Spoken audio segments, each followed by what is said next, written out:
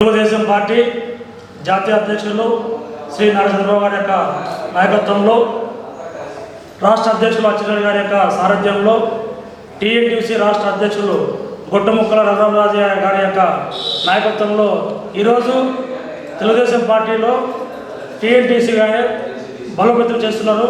అంతేకాకుండా రాష్ట్రంలో వైఎస్ జగన్మోహన్ పాలనలో మన కార్మికులు ఏ విధంగా అయితే నష్టపోయారో అదేవిధంగా ఆ నష్టాన్ని పూరిస్తూ మన రాబోయే ఎన్నికల్లో కూడా కార్మికులు చైతన్యపరుస్తూ తెలుగుదేశం పార్టీ విజయాన్ని కూడా వారి సహాయ సహకారాలు కోరుకుంటూ మనము కార్మికుల చైతన్య బస్సు యాత్ర అని చెప్పేసి ఈ గత నెల నుంచి కూడా మేము తీర్మానించడం జరిగింది.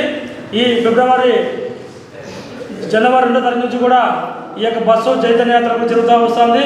అందులో క్రమంలో భాగంగానే ఈ రేపు రోజున అనంతపురం నగరం నడిపొడ్డున బ్రహ్మంగారి గుడి దగ్గర కూడా కార్మిక బస్సు యాత్ర కూడా రావడం జరుగుతుంది.